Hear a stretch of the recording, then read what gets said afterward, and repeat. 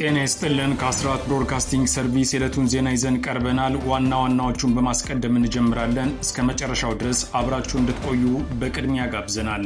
ሰሞኑን ሌተናል ኮሎኔል የተማረከበት የብልጽግናው አገዛዝ የአርበኛ ታዘበው ስዬን ቤተሰቦች አፍኖ መውሰዱን አፋብን አስታወቀ። የአርበኛው ቤተሰቦች ያለምንም ቅድመ ሁኔታ እንዲለቀቁ የጠየቀው አፋብን በውጊያ የተማረከን በውጊያ መመለስ እንጂ ንጹሃንን በማፈን አይደለም ብሏል። ብልጽግና የአርበኛውን ቤተሰብ እንዲለቅ ኮሎኔሉ ይፈታ ብሎ ያቀረበውንም ጥያቄ ውድቅ አድርጎታል። ሙሉ መረጃውን መስሙ ይሆናል። በሸዋ በተደረገ ከባድ ውጊያ 25 ያገዛዙ አየር ወለድ ኮማንዶዎች መደምሰሳቸውን አፋብን አስታውቋል። በርካቶችም ቆስለዋል። በሌላ በኩል ወልዲያ አቅራቢያ በተደረገ ውጊያ አገዛዙ 70 አስክሬን ጥሎ ሸሽቷል። ፋኖም ከባድ ምሽግ ሰብሯል። የዚህም መረጃ በሰዓቱ የምትሰሙት ይሆናል። የትግራይ ጊዜያዊ አስተዳደር ፕሬዝዳንት ታደሰ ወረደ የስልጣን ዘመን በብልጽግና እንዲራዘም ተደርጓል። ውሳኔው ቀጣይ ቀውስ በብልጽግናና በህወሓት መካከል እንዳያስከትልም ተሰግቷል። ፕሬዝዳንቱ ለሁለቱም ወገኖች ነው የሚሰራው በማለት አብይ አህመድ ትችት ማቅረቡም ተሰምቷል። የዚህም መረጃ በሰዓቱ ይቀርባል። ኢራን የኃይል ማመንጫዎችን ለመጠበቅ በሚሊዮን የሚቆጠሩ የሰው ጋሻ ልታሰልፍ ነው። የኢራን ወጣቶች ከፍተኛ ምክር ቤት ሴክሬታሪያት በአገሪቱ በሚገኙ የኃይል ማመንጫ ጣቢያዎች ላይ ግዙፍ የሰው ሰንሰለት ለመፍጠር ማቀዱን አስታውቋል። በርካታ ሰዎችም በመሰረተ ልማት አውታሮች ላይ መሰባሰብ ጀምረዋል። ይህንንም ትሰማላችሁ። በመካከለኛው ምስራቅ ሰማይ ላይ የጦርነት ደመና ባጠላበት በዚህ ወሳኝ ወቅት የዓለምን ትኩረት የሳበው የዋሽንግተን እና የቴህራን ፍጥጫ ወደ አዲስ ምዕራፍ ተሸጋግሯል። የፕሬዝዳንት ዶናልድ ትራምፕ ኢራንን በአንድ ሌሊት የማውደም ዛቻና የኢራን ባለስልጣናት ዲፕሎማሲያዊ ሽሙጥ የታጀበው ጠንካራ ምላሽም ቀጠናውን በውጥረት አግሎታል። አሁን በቀጥታ ወደ ዝርዝሩ አልፈናል።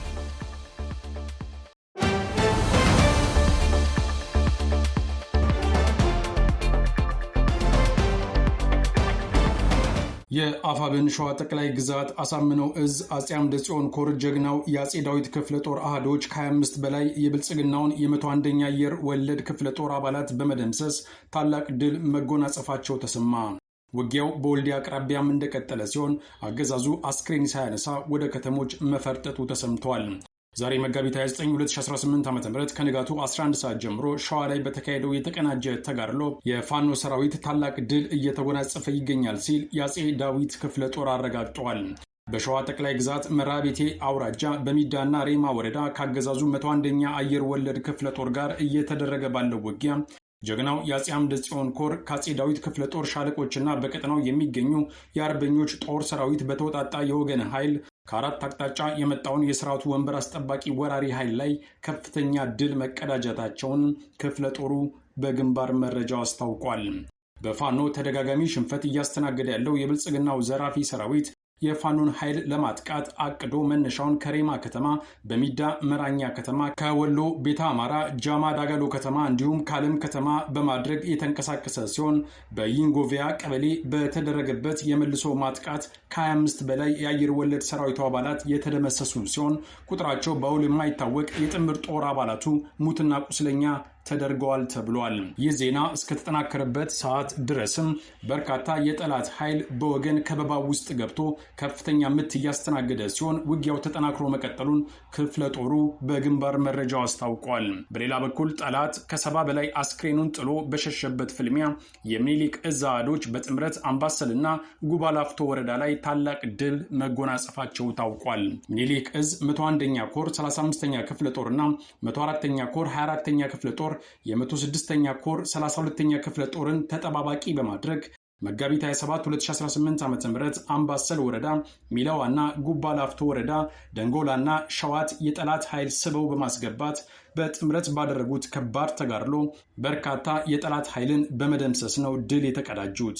የሚኒሊክ እዝ አህዶች ጠላትን ከወልዲያና መርሳ ወደ አምባሰል ወረዳ ሚላዋ እንዲሁም ከደላንታ አቅጣጫ ወደ ጉባላፍቶ ወረዳ ደንጎላና ሸዋት ያለምንም ትንኮሳ እንዲገባ በማድረግ በከፈቱት ከባድ ከበባና ማጥቃት በርካታ የጠላት ኃይል ሙትና ቁስለኛ የተደረገ ሲሆን ከ70 በላይ አስክሬኑን ጥሎ ለመውጣት ተገዶ ፋኖ የአካባቢው ማህበረሰብን በማስተባበር አስክሬኖቹ እንዲቀበሩ አድርጓል።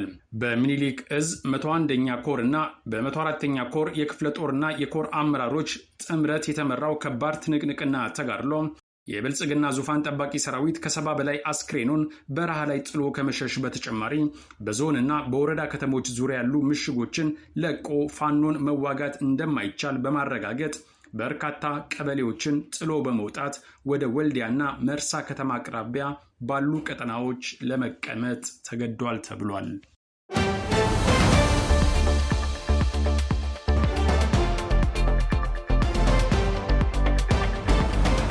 በመካከለኛው ምስራቅ ሰማይ ላይ የጦርነት ደመና ባጠላበት በዚህ ወሳኝ ወቅት የዓለምን ትኩረት የሳበው የዋሽንግተንና የቴህራን ፍጥጫ ወደ አዲስ ምዕራፍ ተሸጋግሯል።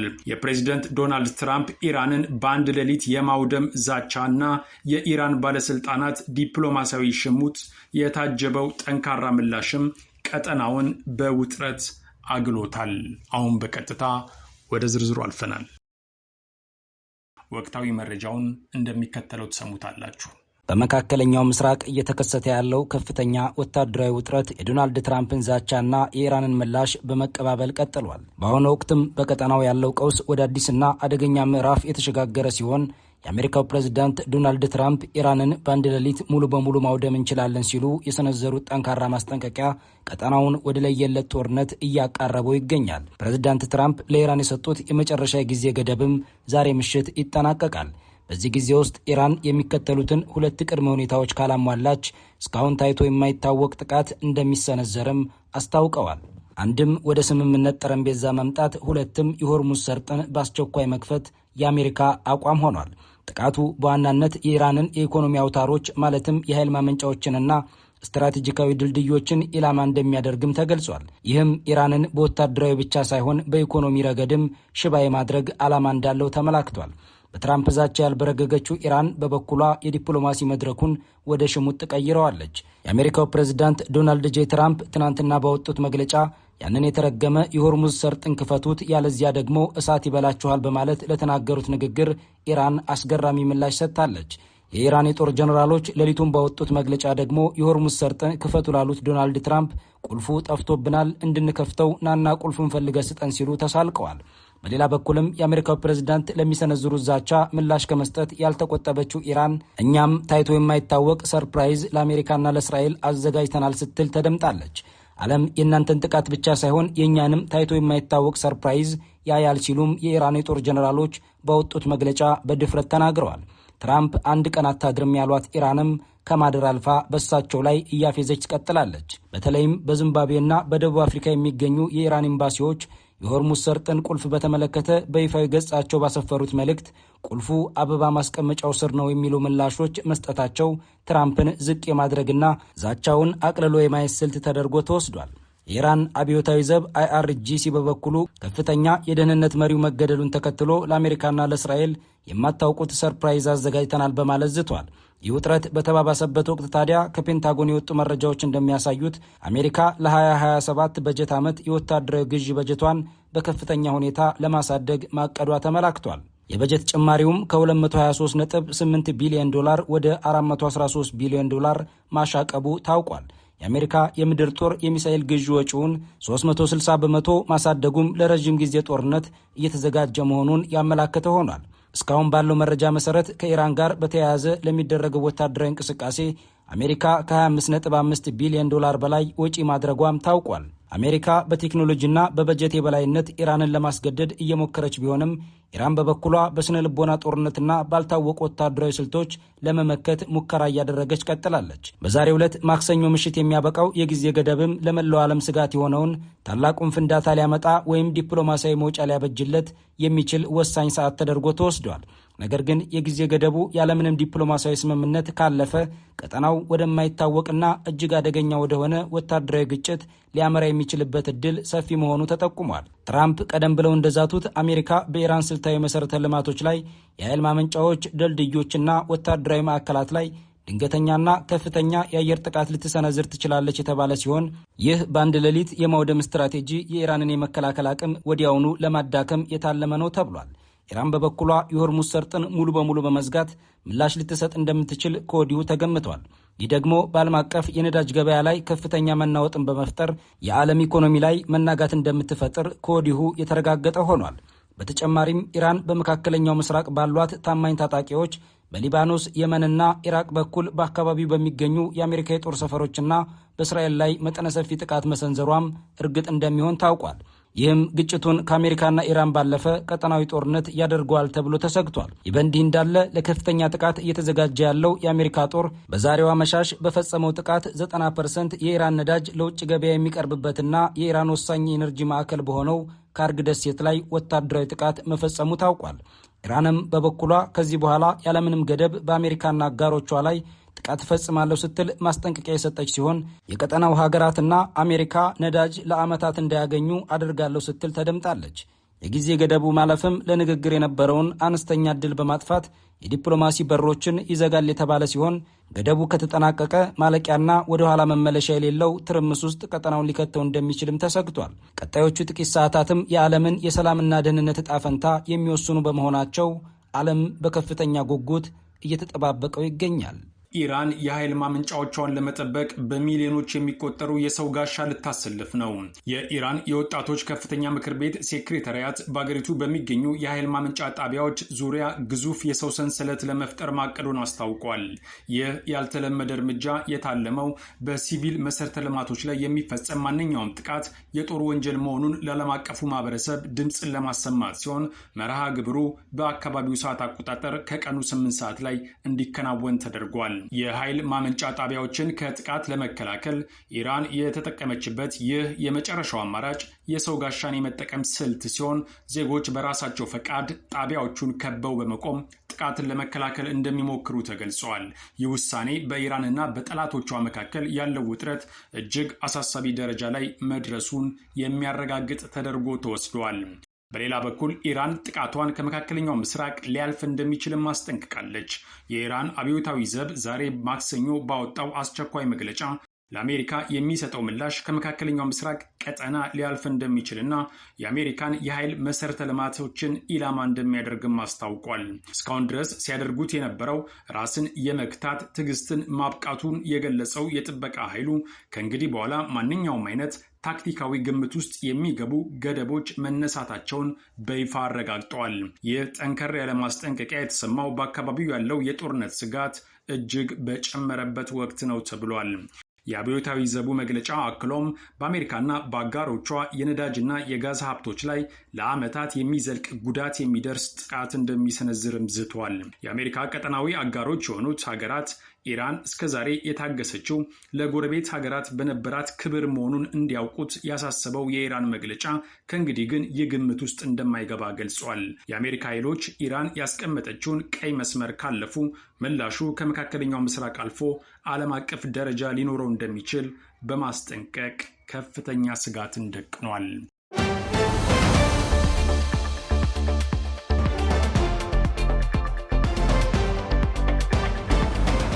በደጋዳሞት ፈረስ ቤት ውጊያ ሌተናል ኮሎኔል ደመላሽ አሰፋን ጨምሮ በርካታ ሰራዊትና መሳሪያ የማረከው የአፋብን ቴዎድሮስ እዝ 109ኛ ኮር ወታደራዊ አዛዥ የሆነው አርበኛ ታዘበው ስዬን ቤተሰቦች አገዛዙ ማፈኑን የአፋብን ቃል አቀባይ አስረስ ማረ ዳምጤ አስታውቋል። በውጊያ የተማረከበትን ኮሎኔል በውጊያ ማስለቀቅ እንደማይቻል ያረጋገጠው የብልጽግና አገዛዝ ከፋኖ ጋር ምንም አይነት ግንኙነት የሌላቸውን የአርበኛ ታዘበው ስዬ ወንድም አቶ ጌትነት ስዬ እህቱን ወይዘሮ ጥሩ ወርቅ ስዬንና የእህቱን ባለቤት አቶ ሽመልስ ተሻለን ባህር ዳር ከተማ ላይ ከመኖሪያ ቤታቸው በማፈን ምዕራብ እዝ ማዘዣ መኮድ አስሯቸው ይገኛል። ወይዘሮ ጥሩ ወርቅ ስዬ የታገተችው የ4 ወር ሕፃን እንደያዘች ነው ሲልም አፋብን አስታውቋል። የአርበኛውን ቤተሰቦች በማገት የተማረከው ኮሎኔል እንዲለቀቅ ጥያቄ ያቀረቡት የብልጽግና ካድሬዎችና የመከላከያ አመራሮች ከታጋዩ የተሰጣቸው ምላሽ ታሳፍራላችሁ የሚል ነው ሲልም አክሏል። በውጊያ የተማረከውን ኮሎኔል ለማስለቀቅ የተፈጸመው የንጹሃን እገታ ፕሮጀክት የተነደፈውና የተመራው ሀገር እንመራለን ብለው በሚያስቡ የብልጽግና ከፍተኛ ካድሬዎችና ጀነራሎች መሆኑ ኢትዮጵያ ያለችበትን የዝቅታ ደረጃ የሚያመለክት ነውም ብለዋል። ከጦርነቱ ጋር ግንኙነት የሌላቸው ለፍቶ አዳሪ ቤተሰቦች ላይ የተፈጸመው እገታ ነውረኛ ተግባር መሆኑን በመገንዘብ በአስቸኳይ የማያስተካክሉ ከሆነ ይህን ተከትሎ ለሚመጣ ማንኛውም ቀውስ ያገዛዙ የጸጥታና የፖለቲካ አመራሮች ኃላፊነቱን የሚወስዱ ይሆናል ሲል አፋብን አስጠንቅቋል።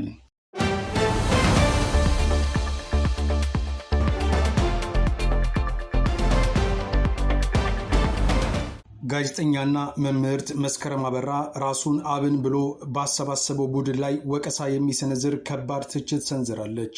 ጸሐፊዋ ከወህኒ ቤት የጻፈችው መልእክት ትኩረቱን ያደረገው የአብይ አህመድ ምንጣፍ ጎታች በሆነው በለጠ ሞላ ላይ ነው። መስከረም አበራ በዚህ መልእክቷ በለጠ ሞላ የተባለው ግለሰብ የመገናኛ ብዙሃን ላይ በመቅረብ የህሊና እስረኞች ላይ ውንጀላ ማቅረቡ ሰውየው ምን ያህል በስነ ልቦና ቀውስ ውስጥ እንዳለ የሚያረጋግጥ ነው ብለዋለች። በሆዳቸው የተደፉ እነዚህ ግለሰቦች በዚህ ደረጃ የሚዘቅጡበት ምክንያት በሁለት ጉርሻ ለሚሞላ ሆድ በሬያቸውን ስላረዱ ነው በማለት የገቡበትን የስነ ልቦና ቀውስ ገልጸዋለች። በለጠ ሞላ በአሁኑ ወቅት አንገቱን ከትከሻው ጋር እስኪጣበቅ ድረስ በመብል ምክንያት ምቾት ላይ እንደሚገኝ ገልጻ የስነ ልቦና ቀውሱን ለማከም ግን አሁንም መገናኛ ብዙሃን ላይ መቅረብ መቀጠሉን አስታውቃለች። በለጠ ሞላ አሁን በእስር ቤት የሚገኙ እስረኞች የአማራ ልዩ ኃይል እንዳይፈርስ ሞክረዋል አይነት የሚል ክስ ማቅረቡን የገለጸችው ጸሐፊዋ የሰውየው ፍላጎት እሷንና ሌሎች የህሊና እስረኞች የሞት ፍርድ እንዲፈረድባቸው እንደሆነም አጋልጣለች። በለጠ ሞላ ይህን ሐሳብ ያነሳው እውነቱ ጠፍቶት ሳይሆን ራሱን ለችርቻሮ ገበያ ያቀረበ ወሽካታ በመሆኑ ጭምር ነው ብለዋለች። የአማራ ህዝብ ግልጽ ለሆነ የህልውና አደጋ በተጋለጠበት በዚህ ሰዓት ይህን ሐሳብ ማንሳት ተገቢ አይደለም ያለችው የህሊና እስረኛዋ አሁንም በዚህ አቋሟ እንደጸናችና ማንም አቋሟን ሊያስቀይራት እንደማይችል በመልእክቷ ላይ አረጋግጣለች። ይህንን መልእክት የምታስተላልፈውም ታዛቢ ለሆነው ህዝብ እንጂ ራሱን ለችርቻሮ ገበያ ላቀረበው በለጠ ሞላ እንዳልሆነም አስምራበታለች። የኦሮሞማው ተላላኪዎች የፖስታ ቤት ስልጣን ላይ ለመንጠላጠል አብንን ለመሸጥ ሲያስማሙ ሁኔታውን ቀድማ በመረዳት ጉዳዩን ህዝብ እንዲያውቀው ማድረጓን የገለጸችው መስከረም አበራ በዚህም ኩራት እንደሚሰማትና አሁንም ከአቋሟ ፈቀቅ እንዳላለች አስታውቃለች። 11 የማይሞሉ የፖለቲካ ደላላዎች አብንን መሸጣቸው የሚያሳዝን ቢሆኑም መሸጥ የለመደ እናቱንም ያስማማል ነውና ነገሩ። እነዚህ ወሽካታ ያለቻቸው ግለሰቦች ነገም ሌላ ከማድረግ እንደማይመለሱ በመልእክቱ አስታውቃለች። በአጠቃላይ መስከረም አበራ በእነዚህ የብልጽግና ሰዎች ላይ በማይነጥፈው ብዕሯ የሰላ ትችትን የሰነዘረች ሲሆን መልእክቱ በተለያዩ መገናኛ ብዙሃን ከቀረበ በኋላ አድናቆት ተችሮታል። በሌላ በኩል ሌላኛዋ የህሊና እስረኛ ጋዜጠኛ ገነት አስማማው በመጪው ግንቦት ወር የመከላከያ ምስክሮቿን እንድታሰማ መቀጠሯ ተሰምቷል። በሽብርተኝነት ወንጀል ተከሳ በአገዛዙ ማጎሪያ የምትገኘው ጋዜጠኛ ገነት አስማማው በመጪው ግንቦት ወር 2018 ዓ.ም የመከላከያ ምስክሮቿን እንድትሰጥ የአገዛዙ ፌዴራል ከፍተኛ ፍርድ ቤት ቀጠሮ መያዙ ታውቋል። ገነት አስማማው መጋቢት 28 ቀን 2015 ዓ.ም በአዲስ አበባ በቁጥጥር ስር ውላ ነበር። በቁጥጥር ስር ስትውልም ፖሊሶች ድብደባና ማስፈራሪያ እንዳደረሱባት በድምፅ የተቀዳ መረጃ መውጣቱና ይህም በጠበቃ አማካኝነት ለአገዛዙ ፍርድ ቤት መቅረቡ ይታወሳል።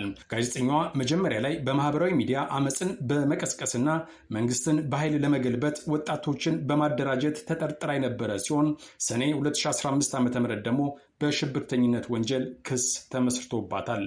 በዚሁ የክስ መዝገብ ላይ ጋዜጠኛ መስከረም አበራ፣ ዳዊት በጋሻውና ጎበዜ ሲሳይን ጨምሮ 50 የሚሆኑ ሌሎች ተከሳሾች ይገኛሉ። በተያያዘ የጋዜጠኞች መብት ተሟጋች የሆነው ሲፒጄ በጉዳዩ ላይ ከመንግስት ኮሚኒኬሽን አገልግሎትና ከፍትህ ሚኒስቴር ማብራሪያ ለመጠየቅ ያደረገው ጥረት ምላሽ አለማግኘቱን ገልጿል። በኢትዮጵያ በአሁኑ ወቅት በሽብርተኝነት ተከሰው በስር ላይ የሚገኙት ጋዜጠኞች በሙሉ በአማራ ክልል ያለውን ግጭት በመዘገባቸው ምክንያት የታሰሩ መሆናቸውን ሲፒጄ በ2025 ሪፖርቱ ማረጋገጡ አይዘነጋም።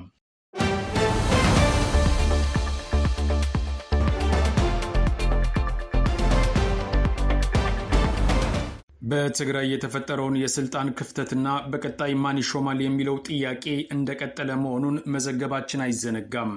ጀነራል ታደሰ ወረደ ወደ አዲስ አበባን በመሄድ ከአብይ አህመድ ጋር ጥብቅ ስብሰባ አድርጓል።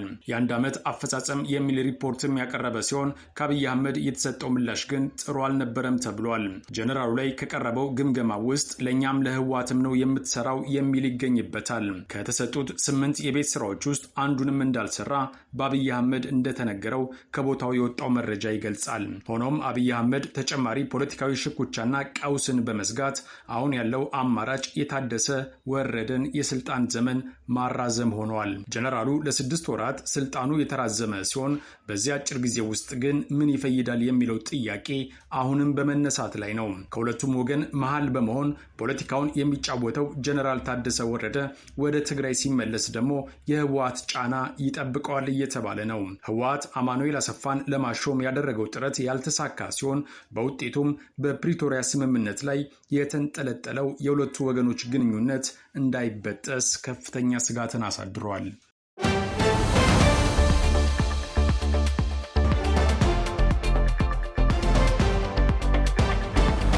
ከአስራት ብሮድካስቲንግ ሰርቪስ ለዕለቱ የነበረን ዜና ይህን ይመስላል።